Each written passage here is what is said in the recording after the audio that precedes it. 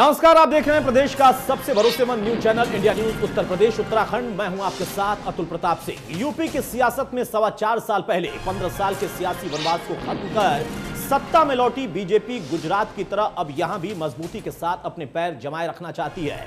लेकिन अगले साल 2022 में होने वाले चुनाव में मुख्यमंत्री फेज को लेकर बीजेपी में भ्रम खत्म होने का नाम नहीं ले रहा है। एक तरफ बीजेपी के कुछ नेता सीएम योगी आदित्यनाथ की अगुवाई में चुनावी रण में उतरने का दम भर रहे, तो पार्टी के कुछ नेता यह फैसला केंद्रीय नेतृत्व पर छोड़ने की बात करके कार्यकर्ताओं और पब्लिक के बीच में कंफ्यूजन बढ़ा भी रहे हैं। यूपी में पार्टी आलाकमान कोई भी रिस्क लेना नहीं चाहता। पार्टी के लिए यूपी विधानसभा में जीत 2024 का रास्ता साफ करेगी, इसलिए पार्टी लगातार सत्ता, संगठन और समन्वय इन तीनों का गठजोड़ बनाने में लगी है। दरअसल पंचायत चुनाव में जिस तरह से गांव का वोटर सपा समर्थित और निर्दलियों की ओर जाता दिखाई दिया, उससे पार्टी ने सबक लेते हुए प्रदेश में संगठन में फेरबदल और सरकार के मंत्रियों के कामकाज की समीक्षा करना शुरू कर दिया।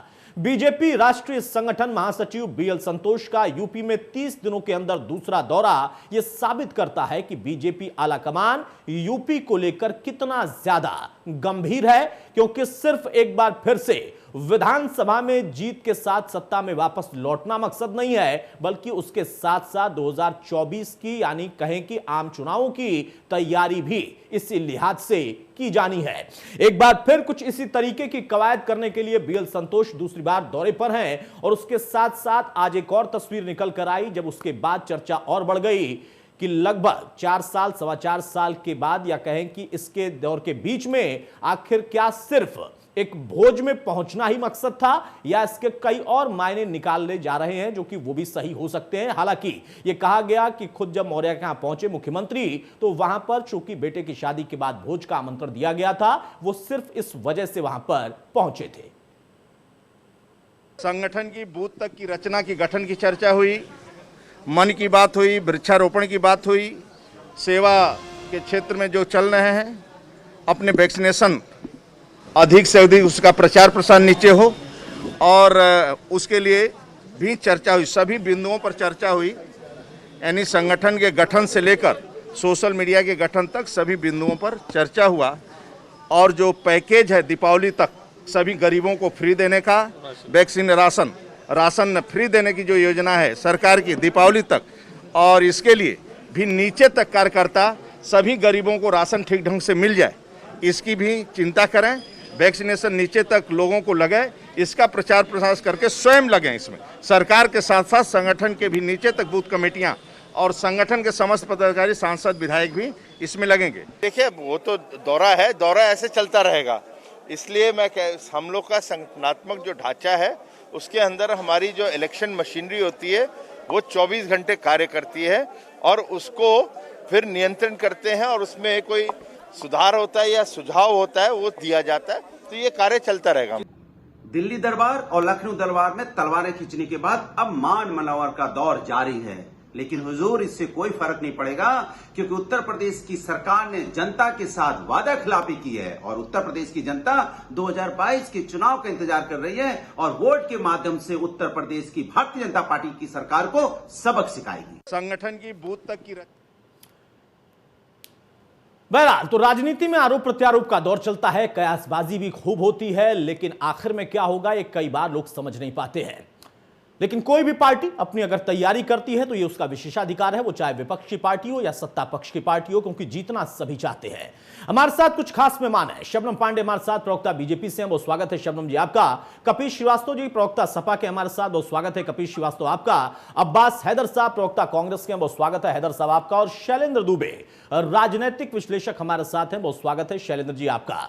सबसे पहले शैलेंद्र जी मैं आपसे ही शुरुआत कर रहा हूं, क्योंकि अगर मैं शबनम जी से पूछूंगा वो कहेंगे ऐसा कुछ भी नहीं है, क्योंकि उनकी पार्टी का मसला है।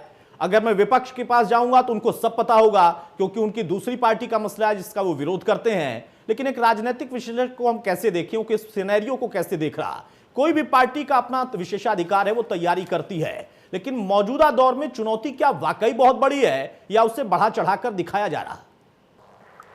देखिए, ऐसा है, भाजपा की जहां तक बात है तो भाजपा किसी भी चुनाव को बड़े ही प्रोफेशनल तरीके से लेती है, चाहे वो किसी भी प्रदेश का हो। और जहां तक प्रश्न उत्तर प्रदेश का है, तो उत्तर प्रदेश जाहिर सी बात है देश में सबसे बड़ा राज्य है। जहां पर 80 लोकसभा सीटें आती हैं जिस प्रदेश से। और पिछले अगर मैं बात करूं 84 के बाद से लेकर लगभग 4 दशक से लंबा समय हो गया है जी। किसी भी पार्टी की सरकार जो रिपीट नहीं हुई है उत्तर प्रदेश के अंदर। तो बीजेपी को जिस तरह की भारी भरकम सफलता मिली थी 2017 में, तो पार्टी इस बात का पूरी तरह जो मंथन कर रही है, वो करना भी चाहिए, चाहे वो भाजपा हो या अन्य दल हो। ये तो अच्छी बात है, उसमें कोई बुरी बात नहीं है। और उसी दिशा में जो है ये कदम उठाए जा रहे हैं कि चूंकि चुनाव अगले वर्ष फरवरी या मार्च में होने वाला है, फरवरी और मार्च में, तो उसी दिशा में जो कदम उठाते हुए संगठन को चाहे दुरुस्त करने वाली बात हो या संगठन और सत्ता के बीच में समन्वय स्थापित करने की तरफ जो है किए गए प्रयास हो, तो उन्हीं को लेकर जो तैयारियों को लेकर जो जिस तरह का विश्लेषण कर रहे हैं ये तो करना चाहिए। लेकिन कहीं न कहीं ये बिल्कुल ठीक है कि चुनौतियां हैं, ये चुनौतियों से इनकार नहीं किया जा सकता। कारण ये है, एक तो आप लगभग 4.5 वर्ष का समय हो गया है, तो जो आपने संकल्प पत्र में, जो आपने घोषणा पत्र में आपने वायदे किए थे, उसमें कहां तक आपने उनको पूरा किया है, ये आपके सामने एक चुनौती होगी जनता के सामने रखने की कि आपने जो किस लेवल तक उनको डिलीवरी दी है। साथ ही साथ कोरोना पैंडेमिक की वजह से जिस का प्रभाव सिर्फ भारतवर्ष में ही नहीं पूरे विश्व में जिस तरह से प्रभाव पड़ा है, तो उस प्रभाव को देखते हुए कहीं न कहीं जनमानस में एक अलग तरह का जो भय व्याप्त है, एक अलग तरह की शंकाएं व्याप्त हैं कि आने वाला भविष्य हमारा क्या होगा। तो इन सारे परिदृश्य को ध्यान में रखते हुए चुनौतियां तो निश्चित तौर पर हैं। और कहीं न कहीं भाजपा को चूंकि 2014 के बाद 2019 में जो दोबारा पुनरावृत्ति होती है लोकसभा चुनाव में एक अच्छे बहुमत के आधार पर, तो लोकसभा चुनाव में सरकार बनने के पश्चात तमाम जो प्रदेशों में चुनाव हुए हैं उनमें हालिया जो वेस्ट बंगाल में उन्होंने हालांकि पहले के तुलना में एक अच्छी वृद्धि की है, लेकिन सरकार बनाने में कहीं न कहीं वो असफल रहे हैं। तो उन्हीं सब चीजों को ध्यान में रखते हुए पार्टी के लेकिन शैलेंद्र भाई तब तो मैं इस बात को दूसरे तरीके से देखूंगा ना। आपने कहा कि चुनौतियां हैं, और अगर चुनौती है और पता है किसी पार्टी को, तो उसको तैयारी करने के लिए मौका मिलना चाहिए, और उनका मौका अगर है तो अपनी तैयारी कर रहे हैं, इसमें गलत क्या है? फिर ये कयासबाजी क्यों चल रही है? ये जिक्र क्यों होना शुरू हो गया कि स्थिति बड़ी खराब है? क्योंकि कॉन्फिडेंस होना अच्छी बात होती है, ओवर कॉन्फिडेंस होना अच्छी बात नहीं होती है। जब कोई पार्टी सत्ता में रहते हुए और उस पार्टी का संगठन इस बात को समझ रहा कि एक बार फिर से रिपीट करना है, तो चुनौतियां भी हैं, उस चुनौती को खत्म करें, कैसे करें, इसकी वो रणनीति बना रहे, तो ये तो उनका कॉन्फिडेंस दिखाता है ना। वो ओवर कॉन्फिडेंस में तो नहीं है, लेकिन फिर भी कंफ्यूजन है क्यों? शबनम जी, मैं आपसे ही जानना चाहूंगा, कंफ्यूजन विपक्ष पैदा कर रहा है या खुद आपकी पार्टी के लोग पैदा कर रहे हैं? क्योंकि एक तरफ कहा जा रहा है कि सब कुछ सही है और उसी चेहरे के साथ हम आगे बढ़ रहे हैं, कुछ लोग कहते हैं नहीं कि आला कमान बताएगा। ये दो बयानबाजियां ही तो मौका दे रही हैं, वो चाहे पत्रकारिता जगत के लोगों के लिए मौका हो या राजनीतिक करने वाले लोग जो हैं अलग अलग पार्टियों के, उनके लिए मौका हो। देखिए अतुल जी, मैं शुरू से इस बात पे अडिग हूँ, तमाम चैनल्स पे मैंने यही बात बोला है कि हमारी पार्टी में और संगठन में सब कुछ ठीक है, लेकिन अगर आगामी चुनाव की तैयारियां हो रही है, रणनीति बन रही है, तो इसके लिए निश्चित तौर पे केंद्रीय पदाधिकारी बार बार उत्तर प्रदेश आएंगे, तमाम विधायकों से, सांसदों से, मंत्रियों से, कार्यकर्ताओं से, तमाम पदाधिकारियों से मुलाकात करेंगे और रणनीति को पूरा चाक चौबंद करने के लिए निश्चित तौर पे तमाम बैठकें होंगी। पर इसको लगातार विपक्ष आग दे रहा है कि संगठन और सरकार में कुछ अच्छा नहीं है, क्योंकि विपक्ष इसी अफवाहों को फैलाकर मुंगेरी लाल का सपना देखना चाहता है कि अगर भाजपा में कुछ अच्छा नहीं हुआ तो हम हैं वहां पे। लेकिन आज भी अगर पेंडेमिक आने के बावजूद, जिसमें विश्व का कोई देश ऐसा नहीं रहा हो जो स्वास्थ्य सेवाओं में भले ही कितना बेहतर रहा हो, लेकिन धड़ाम से औंधे मुंह गिरा है, और इस बात को जनता भी समझती है और संगठन भी इस बात को समझ रहा है। संगठन ने सेवा ही संगठन करके अभियान भी चलाया, जिसमें लगातार कार्यकर्ता से लेके नेतागण सभी लगे रहे समाज सेवा में। लेकिन क्योंकि पेंडेमिक में इतनी भारी तरीके से संक्रमण हुआ कि बहुत सी व्यवस्थाएं छोटी दिखने लग गई। इसको स्वीकार करने में भारतीय जनता पार्टी कहीं भी इनकार नहीं करे, लेकिन जिस तरीके से संक्रमण को रोका गया, संक्रमण को काबू किया गया, जिस तरीके से टीका अभियान शुरू किया जा रहा है, तमाम लोगों को खाद्यान्न से लेके दवाई पहुंचाने का काम सरकार ने किया, ये काबिले तारीफ है। शबनम जी आप संक्रमण से लड़ाई लड़ रहे हैं और उसकी चर्चा देखिए डब्ल्यूएचओ ने भी की है, उत्तर प्रदेश की सरकार की, वो अलग विषय है। पार्टी के अंदर कोई संक्रमण नहीं है ना, आप ईमानदारी से कह रही हैं कि हाँ कोई संक्रमण नहीं है, हाँ हम तैयारी जरूर कर रहे हैं, शीर्ष नेता आएंगे, संगठन के लोग आएंगे। निश्चित तौर पे पूरी तरीके से तैयारी करें। और देखिए हम हमारी तैयारी में चाहे किसी भी तरह की अफवाह विपक्ष फैलाए, हम पूरी एकाग्रचित होके अपनी रणनीति बनाएंगे। धरातल पर जिस तरीके से हमारे पदाधिकारीगण कार्यकर्ताओं को बताएंगे उस तरीके से सब अपने अपने मोर्चे। ठीक है, अब्बास हैदर, शबनम जी का कहना है कि उनके यहाँ सरकार में पार्टी में सब ठीक है, ये ठीक वैसा ही है जैसा राजस्थान में कांग्रेस में ठीक चल रहा है और पंजाब में चल रहा है, या उससे ज्यादा ठीक है? देखिए यहाँ तो सरकार में ही नहीं ठीक है। योगी आदित्यनाथ जी की सरकार देश के ही इतिहास की, संसदीय इतिहास की पहली ऐसी सरकार होगी जिसके 150 ज्यादा विधायक उसके खिलाफ विधानसभा में धरने में बैठ गए। देखिए यहाँ पे क्या है, अरविंद शर्मा जी को ला करके उपाध्यक्ष बना दिया, उनको मंत्रिमंडल में लेने की कोई कयास खत्म कर दिए सारे।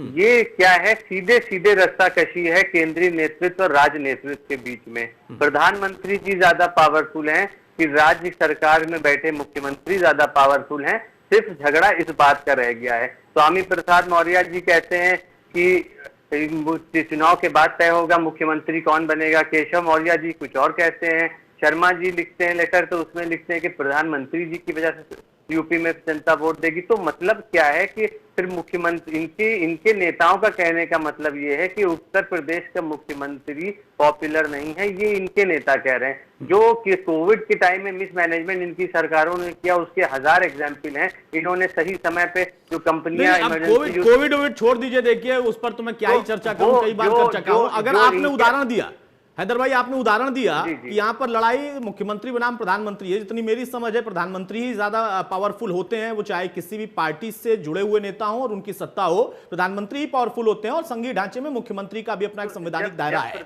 लेकिन क्या आप ये कह रहे हैं कि जैसा पंजाब में कैप्टन साहब और सिद्धू में लड़ाई है और सचिन पायलट और गहलोत में राजस्थान में पावरफुल होने की लड़ाई है, ये उस तरीके की लड़ाई है क्या? नहीं, वहां कोई लड़ाई नहीं है। यहाँ पे लड़ाई इस बात की है। आज ही तो कैप्टन अमरिंदर ने शिकायत की है सिद्धू साहब की, और आप कह रहे हैं वहां कोई लड़ाई नहीं है उत्तर प्रदेश में बैठे बैठे। देखिए अभी हम उत्तर प्रदेश के विषय में बात नहीं, मैं कांग्रेस के विषय में बात कर रहा हूँ। बीजेपी का अगर मैं पूछूंगा तो कांग्रेस का भी पूछना अधिकार है। वहां पे मसला ये नहीं है, चाहे पंजाब हो चाहे राजस्थान हो, वहां का मसला अलग है। यहाँ पे मसला ये है कि प्रधानमंत्री कार्यालय जैसे महत्वपूर्ण जगह छोड़ के एक अधिकारी वीआरएस लेकर के उत्तर प्रदेश आता है और उसको जिस तरह से तिरस्कृत किया जाता है यहाँ पे सरकार के द्वारा, ये कभी नहीं देखा गया है। तो सीधे सीधे प्रधानमंत्री जी की जो शक्ति है उसके ऊपर आघात करने का। शबनम जी जल्दी से काउंटर, उसके बाद मैं कपीश भाई के पास जाऊंगा। देखिए मैं बार बार कह रही थी ये अफवाहें बस मुंगेरी लाल के सपने देखने के लिए बनाए जा रहे हैं। किसी को तिरस्कृत कैसे किया जा सकता? कोई भी व्यक्ति अगर ब्यूरोक्रेसी में हो या किसी और रोजगार में हो और वो स्वेच्छा से चाहे कि मैं राजनीति में आऊं, तो वो स्वेच्छा से इस्तीफा लेके आ सकते हैं। और उन्होंने कहीं एक बयान दिया हो जिसमें कि वो अपने को तिरस्कृत होते देख रहे हैं, तो मैं पूछूं, ये सारी अफवाहें, सारी बयान अपने मनगढ़ंत बना रहे हैं कि मुख्यमंत्री और प्रधानमंत्री में लड़ाई हो रही है। मुख्यमंत्री जी प्रधानमंत्री जी से मिलने गए हैं और उसके बाद उन्होंने मार्गदर्शन जो दिया ये सारे बयान को एक तरफ रख के ये मनगढ़ंत बयान बना के एक अच्छी खासी एक स्टोरी बनाना चाहते हैं, फिल्मी स्टोरी बनाना चाहते हैं और उससे सोचते हैं कि हम इस तरह की रणनीति बना के चुनाव जीत लेंगे। लेकिन जनता जानती है, हम जो विपक्षी पार्टियां हैं वो 6 महीने पहले चुनाव के क्या करती थी? जब सरकार पारिवारिक लड़ाई राजनीतिक मंच पे करती थी तो कहीं घोटालों का पर्दाफाश होता था। चलिए अब आपने जैसे जिक्र किया, कपीश भाई मुस्कुराए भी हैं थोड़ा सा मेरा सवाल भी उनसे ही होने वाला था।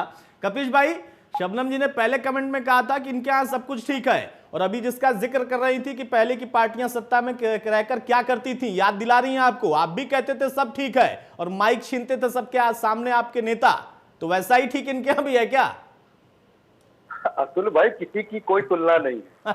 मैं तो एक चीज ये कहता हूं कि अगर शुचिता का यज्ञ इनको भी करना हो तो अपनी पार्टी में कर ले, जो हमने 2017 में किया।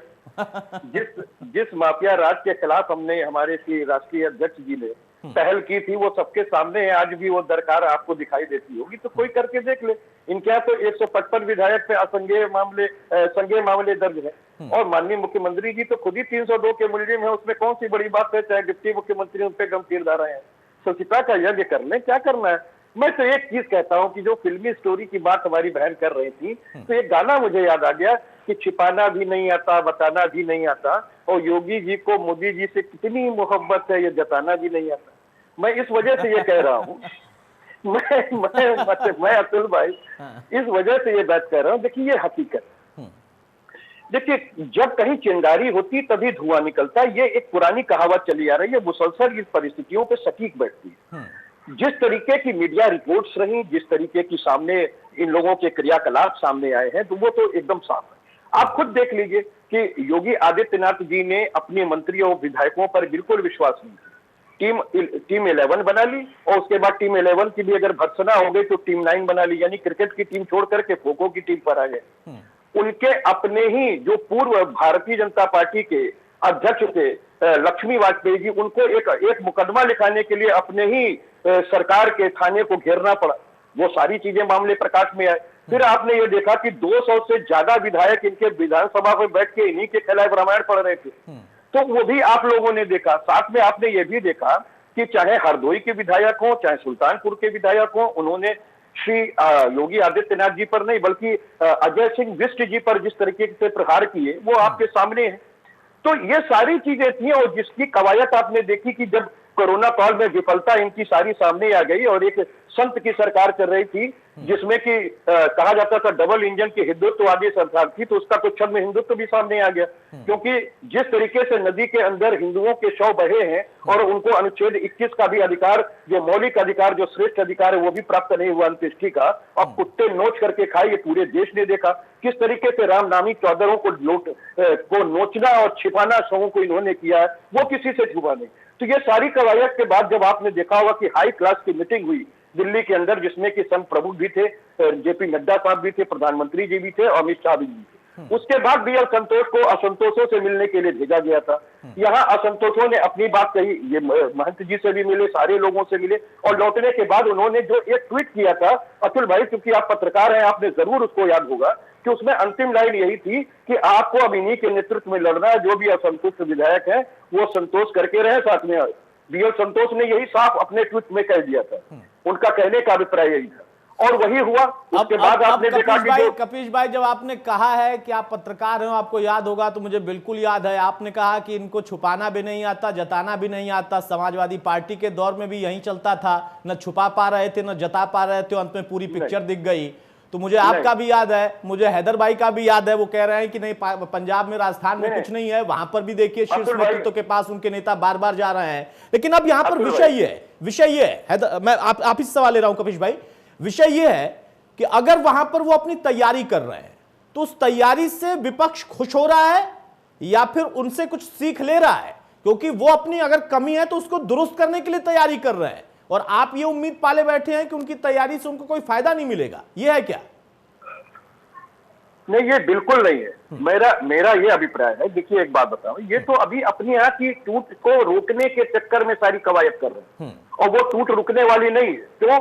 उसका कारण है क्योंकि आपने बीच में मुझे थोड़ा काट दिया, मैं वहीं से लेकर के शुरू होता हूं कि दिल्ली के अंदर जब योगी आदित्यनाथ जी बुलाए गए थे, उन्होंने अलग अलग मिला था, और उनके अलग मिलने के बाद जब वो अगले दिन वापस लौटे, तो उन तीनों लोगों ने, चाहे वो नड्डा साहब हो और चाहे वो प्रधानमंत्री जी हो या अमित शाह जी हो, उन्होंने एक मीटिंग की थी, और उसके बाद सारी कवायद सामने आ गई इनकी। आपने देखा कि जिनका नाम एमएलसी बनाया गया, जिनको कि ये कहा गया कि कम से कम डिप्टी मुख्यमंत्री बनेंगे, उनको संगठन में क्यों भेजा गया? क्योंकि ये बिल्कुल सही बात है। अब्बास भाई की इस बात से मैं सहमत हूं। मैं राजस्थान और पंजाब पे नहीं जाना चाहता, क्योंकि उससे मेरा कोई सरोकार नहीं है। वो इनके घर का मामला ये जानेंगे या आप पूछेंगे। लेकिन मैं एक चीज जरूर कहता हूं कि यहाँ पर जो स्थिति है वो कहीं विभत्सकारी है, और आने वाले मंत्रिमंडल के विस्तार के बाद आप देखेंगे कि भारी टूट इनके पार्टी के अंदर होगा। चलिए शबनम जी, टूट को बचा रहे हैं। शबनम जी, कपीश भाई को उम्मीद है कि आने वाले समय में आपकी तैयारी का नतीजा ये होगा कि भारी फूट पड़ेगी। ये इनकी खुद की अपनी एक सोच है, इन्होंने ये माना है एक पार्टी के प्रवक्ता के तौर पर कि ये होने वाला है, तो बड़ा झटका होगा फिर। देखिए, कपिल जी की बात सुनकर मुझे एकदम पूरी तरीके से ऐसा लग रहा था जैसे कोई फिल्म की स्टोरी बनाकर ये सुना रहे हैं, अपने तरीके से इंटरप्रेट कर रहे हैं ट्विटर पे दिए गए बयानों को, अपने तरीके से ऐसा होने वाला है, ऐसा नहीं हुआ, ये हुआ। देखिए, भारतीय जनता पार्टी एकमात्र ऐसी पार्टी है देश की जिसमें कभी टूट नहीं हुई है। और अगर देखा जाए तो किसी को आप विपक्ष सोचता था कि उसे मंत्रिमंडल में डाला जाएगा और संगठन में डाल दिया गया, तो मुझे नहीं लगता कि कोई गलत है। उनके संगठनात्मक उनकी जो इफिशिएंसी है उसको देख के डाला गया होगा। लेकिन अगर कपिल जी अपनी पार्टी का देखें तो भतीजे ने चाचा को संगठन तो क्या पूरी तरीके से बाहर कर दिया पार्टी से। तो वो अपमान को याद करिए आप लोग। और अगर देखा जाए राजस्थान का, तो राजस्थान में देखिए डिप्टी सीएम सचिन पायलट को कैसे बाहर कर दिया गया डिप्टी सीएम पद से, और कह रहे हैं कि कोई ये नहीं। तो जो इनकी पार्टियों में चल रहा है वैसा ये ख्वाब देखना चाहते हैं भारतीय जनता पार्टी के लिए, और वैसी कहानी बनाकर विपक्ष लगातार, लेकिन हमारी पार्टी एक लगातार चुनाव को चुनौती समझते हुए, ठीक है। नहीं देखिए, मैं व्यक्तिगत तौर पर, वो चाहे आप हो, सपा हो, कांग्रेस हो, बसपा हो, कोई भी पार्टी हो, अगर वो अपनी तैयारी करते हैं तो एक पत्रकार के तौर पर मैं इसको तो बेहतर मानता हूं कि हर पार्टी का अपना अधिकार होता है। उस पार्टी में कौन आया है, वीआरएस लेकर आया है, उसको क्या बनाया गया है, ये उन दोनों के बीच का मसला है, लेकिन उससे मायने क्या निकल रहे हैं इस पर जरूर चर्चा होगी। हैदर भाई, एक कमेंट और आपसे, उसके बाद मैं शैलेंद्र दुबे के पास जाऊंगा। आपसे मैंने पंजाब और राजस्थान का जिक्र इसीलिए किया था, समाजवादी पार्टी से नहीं पूछा मैंने आपसे इसलिए पूछा क्योंकि आप कांग्रेस पार्टी की तरफ से हैं, और वो पार्टी राष्ट्रीय पार्टी है, सबसे पुरानी पार्टी है, बहुत सारी उठापटक वहां पर भी चल रही है। यहां तो ये तैयारी कर रहे हैं, वहां उठापटक चल रही है, ये तर्क है बीजेपी का। देखिए, राजस्थान में एक कमेटी बनाई गई थी जो उनकी समस्याएं थी सचिन पायलट जी की, उसके निराकरण के लिए। तो वो कमेटी अपनी रिपोर्ट दे रही है, उसको पूरा एक प्रोसेस चल रहा है, वो समझ जाएगा। वो कोई ऐसा समस्या नहीं है, वहाँ ऐसी रसाकसी नहीं है, कोई केंद्रीय नेतृत्व और राज्य नेतृत्व के बीच में कोई झगड़ा नहीं है। जब एक परिवार होता है तो आपस में कुछ खटपट हो सकती है, स्वाभाविक है। मैं व्यक्तिगत रूप से ये आशा करता हूं कि शबनम जी की पार्टी में भी जो घटपट है वो खत्म हो जाए, सब ठीक हो जाए इनका। लेकिन उससे भी कोई फायदा होने वाला नहीं है, क्योंकि उत्तर प्रदेश और देश की जनता मन बना चुकी है, वो इनके कुशासन से त्रस्त हो चुकी है जनता। वो इनको बाहर का रास्ता बहुत जल्द दिखा देगी, उत्तर प्रदेश में तो 6 महीने बाद ही। शैलेंद्र जी, अगर उठापटक है भी तो क्या वो संभल जाएगा? क्या जो अब से संगठन लग गया, पार्टी लग गई, सरकार के कामकाज को और गति देने की कवायद सरकार ने शुरू कर दिया, उससे जो भी कमियां रही हैं या जो चुनौतियां कोरोना काल में आई जिसको विपक्ष मुद्दा बना रहा, उन चीजों से ये मुक्ति पालेंगे? और अगर इस रणनीति पर ये काम कर रहे तो ये पॉलिटिकली आपको क्या लगता है कि सही दिशा में काम कर रहे हैं, या जो अभी घाव हुए हैं या जो अभी इस वक्त चोट पहुंची है थोड़ी बहुत, उसकी भरपाई कर रहा है, उसको भरने की कोशिश कर रहा है? देखिए अतुल जी, ऐसा है, मैं अगर बता दूं, देश के अंदर जितने भी राजनीतिक दल हैं तो उनमें भाजपा और कम्युनिस्ट दो ऐसे दल हैं जो कि संस्थागत हैं। कम्युनिस्ट भी जो है भाजपा की तुलना में कम संस्थागत है, लेकिन वो भी संस्थागत है। इन दो दलों को अगर आप छोड़ दें, चाहे राष्ट्रीय दल हो या क्षेत्रीय दल हो, सारे के सारे जो दल हैं वो कहीं न कहीं परिवारवाद और अनुवांशिक तौर पर जो है ड्राइव होते हैं। तो कहीं न कहीं उनमें जो संगठनात्मक जो एक परिपक्वता देखी जाती है उसका अभाव है। भाजपा हर चुनाव को, अब भले ही जो है विपक्ष के लोग इस बात को प्रायोजित करें कि नहीं जी बस वेस्ट बंगाल में आप जो हार गए, अरे वेस्ट बंगाल में आप उनकी सरकार कब थी जो वो हार गए? उन्होंने तो जो सरकार बनाने का प्रयास किया, पहले की तुलना में ज्यादा समर्थन प्राप्त हुआ। वो अलग बात है कि वो सरकार नहीं बना पाई। ठीक है। उत्तर प्रदेश को वो जो है एक सीरियस उसमें जो लेते हुए वो अगर ये तैयारियों का जायजा लेते हुए इस तरह की बैठकें कर रहे हैं, तो मैं कहीं न कहीं देखता हूँ ये विपक्ष के ऊपर जो है वो एक अपर एज लेने की कोशिश कर रहे हैं। विपक्ष को बजाय भाजपा में कमियां देखने के बजाय अपनी तैयारी पर ध्यान देना चाहिए, क्योंकि भाजपा का जो संगठन है आज पूरे प्रदेश में, जो कि जितने भी 75 जनपद है उनमें पूरे प्रदेश में कहीं न कहीं बहुत एक अच्छा जो संगठन जो बना हुआ है आज भाजपा का उत्तर प्रदेश के अंदर, अगर मैं विश्लेषण करना चाहूँ। और 2014 के बाद तमाम जितने भी चुनाव हुए हैं, देखिए पंचायत चुनाव से आप किसी भी विधानसभा चुनाव या लोकसभा चुनाव की तुलना आप कभी भी नहीं कर सकते। यदि कोई भी दल पंचायत चुनाव को आधार मानकर अगर ये वहम पाल कर बैठा हुआ है कि पंचायत चुनाव में अगर हमें सफलता मिली है तो हम आगे आने वाला चुनाव जीत जाएंगे, ये बहुत बड़ी भूल होगी। प्रदेश का चुनाव और राष्ट्रीय चुनाव, हर चुनाव के अपने अलग मुद्दे होते हैं। ठीक है, बिल्कुल, हर चुनाव के अपने अलग मुद्दे होते हैं। कपीश भाई कुछ कहना भी चाह रहे हैं। कपीश भाई कुछ कह रहे हैं आप? देखिए, बहुत सीधी सी हम बात कहना चाहते हैं कि देखिए, दुबे जी ने जो निष्पक्षता से जिस तरीके से बात रख दी है उस पर मुझे कुछ कहना पड़ेगा।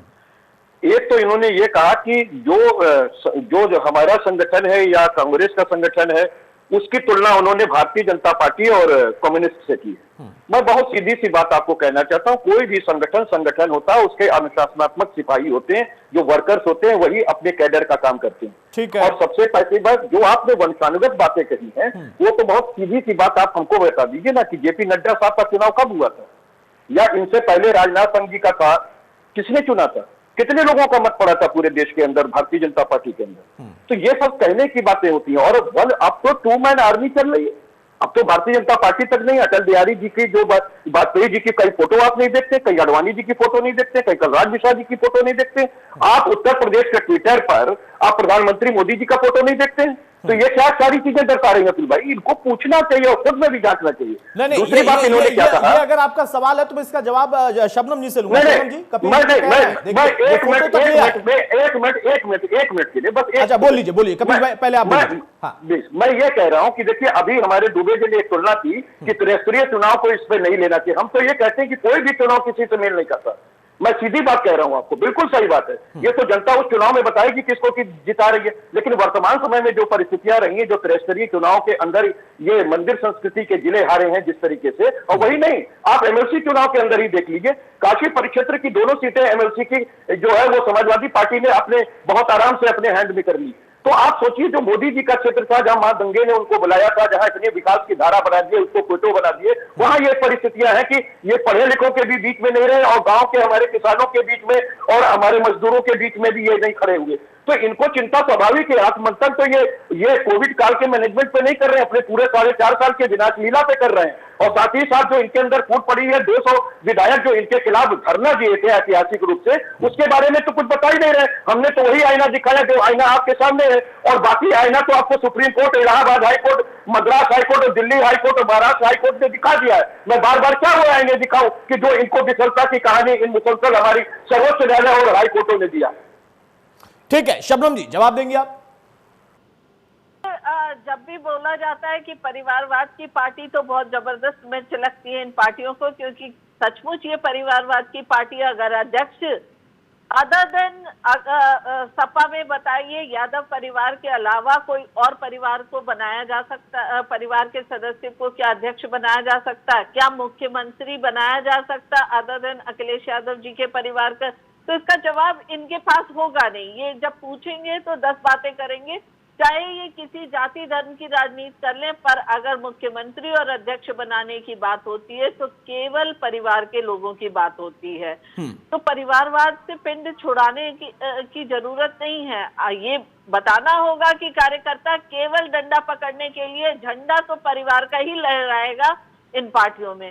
कांग्रेस पार्टी में भी ठीक वैसे ही है, चाहे राजनीतिक समझ हो ना हो, पार्टी के जो आला कमान है वो गांधी परिवार ही होंगे, उसके अलावा कोई नहीं। सारे कार्यकर्ता 23 जो वरिष्ठ नेताओं ने जब पार्टी को सुधारने की कुछ सुझाव दिए तो देखिए किस तरीके। नहीं ठीक है, चलिए देखिए शबनम जी, मैं फिर से कहूंगा, वो चाहे कपीश भाई हो, वो चाहे अब्बास सैदर हो, ठीक है, वो विपक्ष में है, वो अपने सियासत को और उससे कुछ फायदे को जरूर चाहेंगे कि मिले, कुछ मुद्दे उठे, आप में तोड़फोड़ हो, आप में फूट पड़े, ये राजनीति में होता है, इससे कोई गुरेज नहीं कर सकता। लेकिन मौका किसने दिया है? अगर राजनाथ सिंह और स्वतंत्र देव की बात को देखें तो योगी के पक्ष में दिखती है, स्वामी और मौर्य को अगर देखें तो वो केंद्र के पाले में गेंद डाल रहे हैं, शर्मा साहब प्रधानमंत्री की तारीफ कर रहे हैं। ये 3 अलग अलग अगर बातें आएंगी तो विपक्ष भी सवाल उठाएगा। मुझे लगता है कि इतनी अनुशासनात्मक जो पार्टी है, जहां पर अनुशासन सबसे सर्वोच्च होता है, वहां पर लकीर भी एक ही होनी चाहिए, बयान भी एक होने चाहिए। देखिए, मुझे ऐसा नहीं लगता कि इन बयानों में कुछ ज्यादा, ये मुख्यमंत्री जी का भी वही सम्मान है और प्रधानमंत्री जी उनसे बड़े, उनका भी सम्मान है। तो अगर किसी ने प्रधानमंत्री और मुख्यमंत्री बोल दिया तो इसमें मुझे नहीं लगता कि कहीं कोई टूटन की बात है। और जहां तक कुछ विधायकों की के लिए कह रहे हैं कि वो नाराज थे, लेकिन जब वो नाराज थे उनकी समस्याओं का हल कर दिया गया, आज किसी ने कोई नाराजगी नहीं जताई है। तो देखिए, मनगढ़ंत केवल किसी भी बयान को तोड़ मड़ोड़ के कह देना कि ये भारतीय जनता पार्टी में ऐसा चल रहा, मुझे लगता है कहीं ना कहीं ये चुनौतियों से घबरा रहे हैं, इसलिए तरह तरह की कहानी बना रहे हैं। भारतीय जनता पार्टी पूरी तरीके से संगठन कमर कस के चुनाव की तैयारी में लगे। आप देख रहे हैं लगातार हमारे इधर लिस्ट निकल रहा है अलग अलग मोर्चों का, सभी पदाधिकारी बनाए जा रहे हैं, सबकी मीटिंग लगातार, बैठकों का दौर चल रहा है और ये दौर लगातार चलता रहेगा चुनाव तक। पूरी तैयारी, जो कमियां हैं उसे ठीक है। अब्बास हैदर, शबनम पांडे ने स्पष्ट कह दिया है कि देखिए हम तैयारी कर रहे हैं, सरकार अपना काम कर रही है और अगर कमियां हैं तो हम तैयारी कर रहे हैं, ये हमारी पार्टी का मामला है। विपक्ष इसमें इतना ज्यादा खुश क्यों हो रहा है? कहां आपको लग रहा है कि नहीं इनके साथ इतना कुछ हो चुका है कि अब इनकी तैयारी भी इन पर भारी ही पड़ेगी? आप लोगों को फायदा होगा, इनको नुकसान ही होगा? मैं पहले से अभी डिबेट जो है बीएल संतोष जी से होकर परिवारवाद और जगह आ गई। मैं पहले की बात है उसका जवाब देना चाहता हूँ। देखिए, परिवारवाद की बात हो रही थी, आपके यहाँ परिवारवाद कम नहीं है उत्तर प्रदेश में, चाहे वो कल्याण सिंह जी का परिवार हो, चाहे अनुराग ठाकुर जी का परिवार हो, चाहे नड्डा जी हो, चाहे और 50 नेता ऐसे हैं जो राजनाथ सिंह जी को देख लीजिए। तो परिवारवाद की बात न करिए। कांग्रेस पार्टी के जो नेतृत्व है, गांधी परिवार, उसने इस देश के लिए जान दी है। नहीं, उनका तर्क ये नहीं है कि परिवारवाद, वहां पर उनका तर्क ये है ना, उनके यहाँ पार्टी में परिवार है और आपके यहाँ परिवार में पार्टी है। बिल्कुल नहीं है। हमारे यहाँ ये लोकतांत्रिक ढांचा है। अभी शबनमी जी ने कहा था कि 23 नेताओं ने एक बहुत सख्त लेटर लिखा, वो भी पार्टी में है और वो पार्टी में फिर से वैसे ही काम कर रहे हैं। हमारे यहाँ लोकतांत्रिक ढांचा ना होता 23, आपके अगर एक आदमी लेटर नहीं लिख देना, जरा सिर्फ वो मुख्यमंत्री या थोड़ा सा लाइन से बाहर जाता है ना, तो किनारे लगा दिया जाता है। अभी कलराज मिश्रा जी और लक्ष्मीकांत वाजपेयी जी से 1000 उदाहरण है, एक उदाहरण नहीं। आपको इम्पोर्ट करके ब्राह्मण नेता लाने पड़ रहे हैं भारतीय जनता पार्टी में। बीएल संतोष जी का जहां तक सवाल है, वो 2-3 हफ्ते में 2 बार उनको उत्तर प्रदेश आना पड़ा, तो ये कहीं ना कहीं साफ दिखता है कि आप खुद समझ रहे हैं कि आपकी सरकार जाने वाली, आपके विधायक, आपके मंत्री आपकी सरकार के खिलाफ बोलने लगे हैं जब, तो विपक्ष की तो बात ही जाने दीजिए। दूसरी बात, कोविड, आप पहली देश में ऐसी बात हुई है कि -8% जीडीपी आपकी सरकार ने पहुंचाई। कांग्रेस की यूपीए सरकार ने 10 साल में 27 करोड़ लोगों को बिलो पावर्टी लाइन से अबव पावर्टी लाइन लाए थे। आपने 23 करोड़ नीचे लोगों को वापस बिलो पावर्टी लाइन पहुंचा दिया। आपने कितने करोड़ नौकरियां पर साल देने की बात करी, 3 करोड़, जितने भी करोड़ देने की बात करी। आपने 1 करोड़ सिर्फ अप्रैल माह में नौकरियां गई, सिर्फ कोविड के दौरान 12 करोड़ लोगों की नौकरियां गई हैं। आप बात करते हैं आपने देश को दिया, कि आपने देश कांग्रेस ने इतने साल जो बनाया था वो आपने बिगाड़ा है। अभी जो शैलेंद्र जी, मैं समझ सकता हूँ भारतीय जनता पार्टी के समर्थक होंगे, उनकी पीड़ा मुझे समझ में आती है, लेकिन मैं आपसे बताना चाहता हूँ, आप अभी कम्युनिस्ट पार्टी और भाजपा का जोड़ कर रहे थे। मैं आपसे पूछना चाहता हूँ कि भारतीय जनता पार्टी के इस देश के विकास में, इस देश के स्वतंत्रता में क्या योगदान रहा है? भारतीय जनता पार्टी के जो संस्थापक है वो तो गवर्नर जनरल ऑफ बंगाल को लेटर लिखते थे कि हम भारत छोड़ो आंदोलन को तोड़ने के लिए, कमजोर करने के लिए क्या काम हम आपकी कैसे सहायता कर सकते हैं। अब देखिए चर्चा, अभी आप कह रहे थे कि बीएल संतोष से परिवारवाद पर आ गया, आप तो आजादी तक ले गए।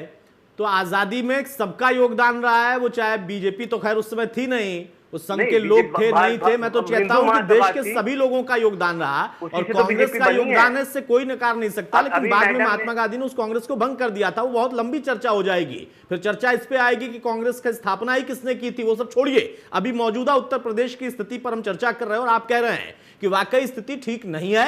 वो चाहे मुद्दों की बात हो, वो चाहे संगठन के अंदर की बात हो, वो पार्टी से जुड़े हुए लोगों की बात हो, आपस में इनमें कुछ तनातनी है जिसको समझाने के लिए, खत्म करने के के लिए संगठन के लोग आ रहे हैं। यही तो कह एक रहे हैं आखिरी हैदर बात साहब। अतुल भाई मैं और जोड़ना चाहता हूं, उसके बाद शबनम जी से जवाब दीजिएगा। ठीक ये है। कहते हैं कि एमएसपी पे खरीद की बात करते हैं, सिर्फ 14% धान और गेहूं की खरीद एमएसपी पे आपने करी देश में, सिर्फ उत्तर प्रदेश सिर्फ 14% आपने खरीदी, जबकि हरियाणा पंजाब जैसे राज्य ने 80-85% करी। आपने किसानों को ठगा। उसके बाद 90% लोग सिर्फ स्वास्थ्य सेवा सही समय पे मिल ना पाने की वजह उनकी मौत हुई। इसका कोई जवाब आपकी सरकार दे सकती है? इतनी टूट है, इतनी है कि आप समझ लीजिए कि विपक्ष को खुश होने की बात नहीं है। कोविड से सबका नुकसान हुआ है, कोई खुशी की बात नहीं है। लेकिन देखिए ये जो बीजेपी जिस स्थिति पे आज खड़ी है, ये ढलान की तरफ जा रही है। अब इससे ऊपर आने कोई ला नहीं सकता, चाहे आप मोदी जी को शबनम जी जवाब दे दीजिए।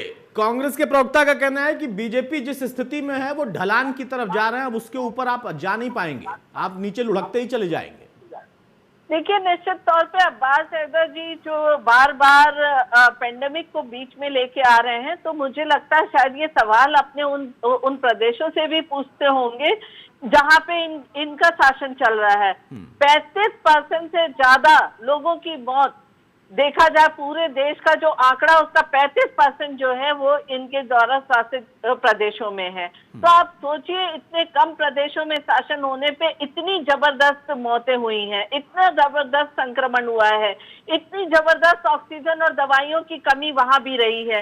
तो आप इस तरीके से पेंडेमिक केवल भारत के लिए नहीं पूरे विश्व के लिए था। आप देखिए अमेरिका और इटली का फोटो और वीडियो देखते होंगे और उस पर भी आप राजनीति करते हैं, तो मुझे ताज्जुब होता है। पहले अपने आप को देखना जरूरी होता है कि पेंडेमिक में आपके द्वारा शासित प्रदेशों की व्यवस्था क्या रही, कैसे संक्रमण फैला, कैसे मौतों की संख्या बढ़ी, कैसे बेकाबू हुआ। उस पर आप पूछने के बजाय बार बार केवल भारतीय जनता पार्टी पे आक्रमण करते हैं, तो साफ तौर पर लगता है कि आपकी संवेदना नागरिकों के प्रति नहीं है, केवल सत्ता हथियाने के लिए किस तरीके से राजनीति की जाए इस पर है। खैर छोड़िए इन बातों को, पर संगठन हमारा बहुत मजबूत है और कितनी भी कहानियां बन जाए संगठन में कहीं कोई अनबन नहीं है। और हमारे माननीय महासचिव जी अगर 2 बार आए हैं तो 10 बार और आ सकते हैं इस चुनाव के पहले, तो इससे घबराने की आपको जरूरत नहीं है। हम तैयारी करते रहेंगे और हमें कहीं से भी कोई भी अफवाह किसी तरह की आपकी बातें विचलित नहीं करेगी, क्योंकि हमारे पन्ना प्रमुख से लेके प्रदेश अध्यक्ष तक उत्तर प्रदेश में चुनावी मोड में आ गए हैं और रणनीति के अनुसार। चलिए भाई, शबनम जी ने तो साफ कर दिया कि 2 दौरे नहीं बल्कि बीएल संतोष के कई और दौरे हो सकते हैं। तमाम और शीर्ष नेताओं के, पार्टी के हों, संगठन के हों, वो आते रहेंगे क्योंकि ये चुनावी मोड में आ गए हैं। शैलेंद्र दुबे साहब, जैसा शबनम जी कह रही हैं कि लोग आईना नहीं देखते, सियासत में आईना देखने के लिए नहीं होता है, दिखाने के लिए होता है। वो दूसरों को सिर्फ उसमें दिखाया जाता है कि आप देखिए आपका चेहरा ठीक नहीं लग रहा है, हमारा वाला तो ठीक ही है। लेकिन अब यहां पर असल में वाकई क्या दिख रहा है आईने में? अगर कोई पार्टी चुनावी मोड में आ गई है, सत्ता में रहते हुए वो तैयारी कर रहे हैं, तो ये उनकी रणनीति है, ये तो सभी पार्टी का अधिकार होता है। विपक्ष यहां पर क्यों देख रहा है कि ढलान इतना हो गया कि अब लुढ़कने के सिवा कुछ बचा नहीं है? मुझे अतुल जी थोड़ा रीजनेबल टाइम दीजिएगा। मैंने कई टीवी चैनल से डिबेट में जो इस बात का उल्लेख करता हूं कि ये बड़ी विडंबना है। लोकतंत्र की मजबूती के लिए विपक्ष का गंभीर होना आवश्यक है, लेकिन ऑन दी अदर एंड हो क्या रहा है कि विपक्ष के साथी जो है बजाय गंभीरता से आरोप लगाने के या बजाय गंभीरता से जनता के बीच में जो अपने कार्यक्रम है या नीतियां हैं उनको रखने के बजाय जो है मुद्दों आधारित न होकर जो है व्यक्तिगत हमले करना या फिर जो एग्रेशन का सहारा लेना, इस तरह का जो प्रयास करते हैं वो कहीं ना कहीं लोकतंत्र को कमजोर करने वाला प्रयास है। अब मैं आपको एक रिलेवेंट एग्जांपल कोट करता हूँ।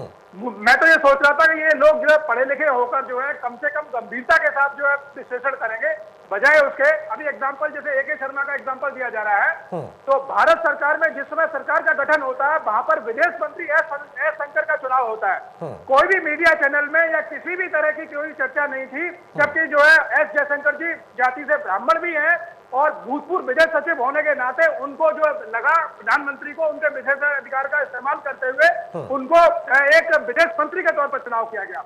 तो ये तमाम जो लोग जो है जो बजाय अच्छा ये होता कि अखिलेश यादव जो कि पढ़े लिखे व्यक्ति हैं उनके नेतृत्व में क्या कार्यक्रम क्या करने वाले, भाजपा से बेहतर करने वाले, अगर इस पर सपा के मित्र बात करते तो ज्यादा अच्छा लगता जो है। बजाय उसके ये व्यक्तिगत हमले करते हैं, ये एग्रेशन का सहारा लगते हैं, तो इनसे होकर बात नहीं रख पा रहे, आप निष्पक्ष होकर के बात नहीं रख पा रहे, आप इतने एग्रेसिव हो जा रहे हैं जैसे लग रहा है खुद ही किसी राजनीतिक दल के मेंबर हो रहे। बुरा ना मानिएगा, आप ब्राह्मण कुल श्रेष्ठ हैं, हम आपको स्वीकार करते हैं, और आपने एस जयशंकर जी की जो यहाँ पर बैठ कर विद्वता साबित की है, तो मैं आपको बता दूं ये पहले विदेश सचिव नहीं थे, इससे भी पहले तमाम विदेश सचिव हुए और तमाम विदेश मंत्री बने, लेकिन विदेशों में जो पहले के सरकारों में कार्य रही है, आप मुझे बताइए जयशंकर साहब को तो विदेश में काम करने का अवसर ही नहीं मिला, सारा अवसर तो प्रधानमंत्री जी ने ले लिया, फिर आप विदेश मंत्री की बात कर रहे हैं, क्या किया जयशंकर साहब ने, मुझे आप बताइए। चीन के अंदर आप देखिए बार्गेनिंग करने की तक की स्थिति में नहीं रहे, आप केवल चीन में झूला झुलाते रहे और वहां डोकलाम से लेकर के हर जगह पे कब्जा बनाया रहा, आज भी कब्जा बनाया हुआ है, और बांग्लादेश के अंदर जाते हैं, बांग्लादेश के अंदर। अच्छा सुन लीजिए कपीश भाई जवाब दीजिएगा। शैलेंद्र दुबे आपसे कुछ पूछना चाह रहे हैं, आप ही से कुछ पूछना चाह रहे हैं, उसके बाद जवाब दीजिएगा। शैलेंद्र दुबे अपना सवाल ले लें आप जरा। कपीश भाई 1 मिनट आ रहा हूं मैं, कपीश भाई मैं आ रहा हूं आपके पास। शैलेंद्र दुबे का एक सवाल है, आप उनकी निष्ठा पर, उनके राजनीतिक विश्लेषक होने पर सवाल खड़े कर रहे हैं ना, वो आपसे एक सवाल ले रहे हैं। कपीश भाई 1 मिनट, कपीश भाई मैं आ रहा हूं आपके पास। कपीश श्रीवास्तव शांत हो जाइए सर। शैलेंद्र दुबे सवाल लीजिए आप सीधा। जी, मेरा कपिल जी से ये प्रश्न है। कपिल जी, जिस एग्रेशन की जो आप बात कर रहे थे, अभी आपके पिछले 30 सेकंड के जो है विश्लेषण में ये साफ देखा जा सकता है, आप जो है भाजपा के सामने जो इन्होंने वायदे किए हैं 4.5 साल में, उनको लेकर जो है क्यों नहीं आते जनता के बीच में? जो है ये अखिलेश सरकार में यदि आपने अच्छा काम किया था तो उसकी बात क्यों नहीं करते? जो है मैंने एस जयशंकर का जो उदाहरण दिया था वो इस परफेक्ट में दिया था कि जिस आप उस मुद्दे पे जा ही नहीं रहे, आज मुद्दा जिस दूसरे का है, अगर हमसे आप पूछते हैं कि आपकी तैयारी क्या है, आप तो भारतीय जनता पार्टी के अंदर जो कवायद हो रही है उस पर डिबेट में बैठते हैं, और आप कहते हैं कि हम आपको अपने 2012 से लेकर 17 तक जो हमने कल्याणकारी नीतियां बनाई और जिसको लेकर के आज भी भारतीय जनता पार्टी की सरकार ने स्वास्थ्य इंफ्रास्ट्रक्चर के अंदर कोई काम नहीं किया, उन्हीं इंफ्रास्ट्रक्चर को यूज किया और केवल नाम बदला। तो आप खुद ही देखिए, ये हम उस पर डिबेट ही नहीं है कि आप जो हमसे खोज रहे हैं, हमने तो डिबेट का कोई पैमाना थोड़ा ना होता है। देखिए अभी हैदर साहब आजादी तक ले गए थे, आप 2012 तक नहीं जाना चाहते हैं। शैलेंद्र दुबे ने यही पूछा, नहीं वो आजादी तक ले गए थे अभी, और आप कह रहे हैं 2012 तक आप नहीं जाएंगे। शैलेंद्र दुबे का ये सवाल है ना कपिश भाई। अब मेरा सवाल सुन लीजिए, उसके बाद जवाब दीजिएगा। कपिश भाई मेरा सवाल सुन लीजिए, मेरा सवाल सुनिए फिर जवाब दीजिएगा। मेरा सवाल ये है, चलिए ठीक है, और शबनम पांडे ने तो खुद स्वीकार कर लिया, उनका कहना है 1 बार नहीं, 4 बार नहीं, 10 बार नहीं, हो सकता है 20 बार आए बीएल संतोष, हमारी तैयारी का हिस्सा है वो। आपकी तैयारी क्या है?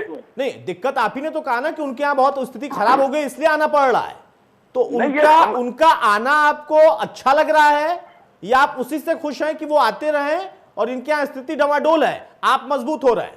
नहीं, बहुत सीधी सी बात है, हमको उनके संगठन के अंतरकलह से कोई लेना देना नहीं है। हम तो अपना संगठनात्मक रूप से काम कर रहे हैं और सकारात्मक राजनीति कर रहे हैं। अगर हम सकारात्मक राजनीति नहीं कर रहे होते तो हमने अभी आपको पिछले 2 चुनाव का उदाहरण दिया, सत्तासीन तो यही थे, उसके बाद भी जनता ने इनको धूल चटा दी है। और मैं दूसरी बात कह रहा हूँ, बीएल संतोष साहब 2 बार आए, 10 बार आए, 100 बार आए, हम तो कह रहे हैं यही टेंट बना के लगा के बैठ लें, और हम तो ये भी चाहते हैं मोहन भागवत साहब से लेकर प्रधानमंत्री जी भी यही बैठ लें, और जब 2022 के चुनाव को जीत के दिखा देंगे।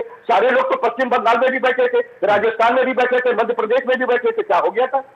और मध्य प्रदेश में किस तरीके से सरकार बनाई गई, मध्य प्रदेश में कैसे सरकार, ठीक है आप गला, अगर लोकतंत्र का गला दबाना चाहते हैं तो इन्होंने तो वहां पे भी सरकार बनाई है। लोकतंत्र का गला वाला दबाने वाली बात मत किया करिए आप लोग। लोकतंत्र का गला कभी आप दबाते हैं, कभी वो दबाते हैं। अगर इसको दबाना कहते हैं, नहीं कपिश भाई, लोकतंत्र का गला अगर दबाने की बात करेंगे ना तो मैं आपको भी मानूंगा, उनको भी मानूंगा। कब किसने लोकतंत्र का गला दबाया है और पार्टी के संविधान तक का गला दबाया, जिसने संविधान को आगे बढ़ाया, जिसने पार्टी को आगे बढ़ाया, उसका भी गला दब गया। वो सब छोड़िए, गला वाला कोई नहीं दबाता है भाई, ये राजनीति है, बड़े स्पष्ट है, यहां पर दांव चलते हैं, साम दाम दंड भेद सब चलता है, ये सियासत है, ये सब कुछ स्वीकार करना होगा। ईमानदारी से कोई ये ना कहे, शबनम जी कहे नहीं बड़ी ईमानदार राजनीति, आप कहे नहीं बड़ी आपकी ईमानदार राजनीति है, या तो सबकी ईमानदार है या सबकी दागदार है, वो सब छोड़िए। अब सवाल यहां पर ये है, शबनम जी आप जवाब देंगी बहुत जल्दी से। कपिल श्रीवास्तव का कहना है कि उनकी स्ट्रेटजी है और वो लोग अपनी स्ट्रेटजी पर काम कर रहे हैं। आपकी स्ट्रेटजी आपको मुबारक, लेकिन मेरा फिर से मूल प्रश्न वही है, कपिल श्रीवास्तव और हैदर साहब के सवाल पर मैं सवाल नहीं पूछ रहा, आपके अपने नेताओं के बयान पर एक असमंजस की स्थिति बन रही है आम जनता में। देखिए, ये बयान कहीं से भी असमंजस का नहीं है। हम चुनाव लड़ रहे हैं और हमारे केंद्र के नेता पदाधिकारीगण और राज्य के नेता पदाधिकारीगण सब लोग एकजुट होकर चुनाव लड़ते हैं। कभी भी हमारे इधर ये बिखराव नहीं है कि ये राज्य का है और राज्य में केंद्र दखल न दे, क्योंकि पूरा संगठन एक संगठन है, एकजुट होके लड़ता है। तो इसलिए अगर कोई बयान कहीं इस तरह का लगता है आपको, तो मुझे तो इसमें कहीं भी कोई भी बंटवारे वाली चीज नहीं लगती है। सब एक साथ हैं और कोई भी संगठन में अलग नहीं है। हर अगर बड़े से बड़ा पदाधिकारी अपने को कार्यकर्ता समझ के चुनाव का कार्यकर्ता है, और उसमें हमने मुख्यमंत्री चेहरा पहले भी नहीं दिखाया था, आज भी उस पर चर्चा नहीं होती है। चुनाव कैसे लड़ा जाए, कैसे जीता जाए, इस पर हमारी चर्चा होती है। तो ये बिन मतलब की बयानबाजी लगती है कि इस बयानबाजी पे ये सोचना कि इन्होंने प्रधानमंत्री का नाम लिया, इन्होंने मुख्यमंत्री का नाम लिया, इन्होंने अध्यक्ष का नाम लिया। देखिए, पूरा संगठन एकजुट होकर चुनाव लड़ता है। और जहां तक अभी कपिल जी लोकतंत्र के खतरे की बात कर रहे थे, जिस लोकतंत्र को परिवार तंत्र में ये पार्टियां बदलने की कोशिश कर रही है, वो कैसे लोकतंत्र को बचाती है, ये मैं जानना चाहती हूँ। आज तक लोकतंत्र को परिवार तंत्र हाँ बिल्कुल दीजिएगा, जवाब दीजिएगा। मैं उत्तर दे दूं, और आज जब मैं उत्तर दे दूं, निकाल कर भारतीय जनता पार्टी लोकतंत्र, आपकी बात आ गई, मैं उत्तर दे दूं। तो ये अब बहन की बात आ गई, मैं भाई उत्तर दे दे। ठीक है, जवाब दीजिए कपिश भाई, जवाब दीजिए। बहुत सीधी सी बात एक बात कह रहा हूं कि लोकतंत्र में जहां निर्वाचन होता है वहां परिवारवाद हो ही नहीं सकता। ये तो मिथ्या है, ये भ्रामक चीजें हैं। क्योंकि यहाँ पे कोई भी सांसद बनेगा, कोई मुख्यमंत्री बनेगा, कोई प्रधानमंत्री बनेगा, कोई विधायक बनेगा, कोई एमएलसी बनेगा, ये सब निर्वाचन है। और आप किसी पार्टी के अपने विधायकों के निर्वाचन को आप पार्टी में परिवारवाद के नाम से देख ही नहीं सकती। आप किस भ्रम में जी रहे हैं? 1947 में देश आजाद हो गया, भले भले सावरकर साहब चाहते रहे हो कि अंग्रेजों का ही शासन हो, 60 रुपए पेंशन चाहते रहो। मैं प्रयाग ऐतिहासिक काल में नहीं जाऊंगा, लेकिन मैं आपको आपका आईना दिखाऊंगा। अतुल भाई, मैं एक बात सीधी पूछना चाहता हूँ कि जब इस समय ये कवायद इनके यहाँ टूट की चल रही थी, तो योगी जी की अपनी वेबसाइट से, अब देखिए नहीं बोलने देंगी, अब ये नहीं बोलने देंगी। देखिए, योगी जी की और अपने उत्तर प्रदेश की जो इनकी अपनी वेबसाइट है, उस पर भी और ट्विटर अकाउंट पे भी आप देख लीजिए, प्रधानमंत्री जी और अमित शाह जी की कोई फोटो नहीं थी, और बाकी सारे प्रदेशों के ट्विटर पे थी। तो ये सारी चीजें हैं जो सामने आई, उसको स्वीकार कीजिए। आप अपने यहाँ सुधार कीजिए, हमको आपके नकारात्मक वोट नहीं चाहिए। ठीक है, नहीं सकारात्मक कपिश भाई कह रहे हैं कि आप अपने यहाँ सुधार करिए, वो अपने यहाँ सुधार कर रहे हैं। उनके यहाँ पे भी बहुत सारे लोगों की फोटो नहीं है, वो अलग बात है कि फिर मैं उस पर जाऊंगा तो कहेंगे उस पर आप चले गए। वैसे अभी 2012 तक नहीं जा रहे थे, फिर चले गए, आजादी तक, सावरकर तक पहुंचे थे कपिल श्रीवास्तव। बहरहाल हैदर साहब, सवाल इस बात का है कि 2022 तक इनका सब सही हो जाएगा कि नहीं हो जाएगा, ये इनका विषय। इन्होंने कह दिया हम सही करने के लिए रणनीति पर काम कर रहे हैं। आप लोग क्या कर रहे हैं? 30 सेकंड भी नहीं बच्चे आपके पास। मैं सिर्फ ये कहना चाहूंगा, देते हैं जो भगवान को धोखा, क्या इंसान को छोड़ेंगे? मेरी बात मुझे लग रहा है जो मैंने कही है वो भारतीय जनता पार्टी के आज के परिप्रेक्ष्य में पर्याप्त नहीं। उससे तो बीजेपी को आपने सबक दे दिया, आईना दिखा दिया। अपनी पार्टी को लेकर जो मैंने सवाल आपसे पूछा था उसका भी जवाब दे दीजिए। हमारी पार्टी ग्रास रूट तक, आप समझ लीजिए, हम लोगों ने बूथ स्तर तक फिर से कमेटियों का गठन कर रहे हैं। अच्छा। हर ब्लॉक स्तर पे कमेटियां हमारी मजबूत हो रही हैं। हर जिले की बैठक, डायरेक्ट हमारे जिला अध्यक्षों की बैठक प्रियंका गांधी जी और शीर्ष नेतृत्व, प्रदेश नेतृत्व लगातार कर रहा है, लगातार दौड़ रहे हैं। 10 लाख किट कोविड के टाइम में प्रियंका जी ने लखनऊ भेजी, जो पूरे प्रदेश में बांटी जा रही है। और लगातार हम लोग जमीन पे ग्रास रूट लेवल पे काम कर रहे हैं और जन जन तक पहुंचने का प्रयास कर रहे हैं। चलिए, आप सभी को शुभकामना कि जन जन तक आप लोग पहुंचिए और फिर जनता आप लोगों को सत्ता तक पहुंचा दे। लेकिन सवाल इस बात का है कि विपक्ष का बीजेपी की उठापटक से खुश हो रहा है, तो उसमें उसका क्या फायदा हो जाएगा? और एक पार्टी अगर सत्ता में रहते हुए अपनी कमियां या फिर संगठनात्मक तौर पर अपनी कोशिशें कर रही है, तो क्या इससे उसकी कमजोरी माना जाए? ये सब कुछ भविष्य में आगे भी चर्चा का विषय रहेगा। लेकिन मौजूदा दौर में सवाल यही है कि क्या खुद पार्टी के अंदर के नेताओं की बयानबाजी से कुछ इस तरीके के बातें निकल रही हैं। बहुत शुक्रिया शबनम जी आपका, कपिश भाई आपका, हैदर साहब आपका और शैलेंद्र दुबे आपका। तो बड़ी बहस में हमने चर्चा की कि 2022 तक सब कुछ फिट हो जाएगा क्या सरकार के लोगों का जो इस वक्त सत्ता में है, लेकिन विपक्ष को इसमें क्या मिल रहा, यह भी अपने आप में एक सवाल है। नमस्कार।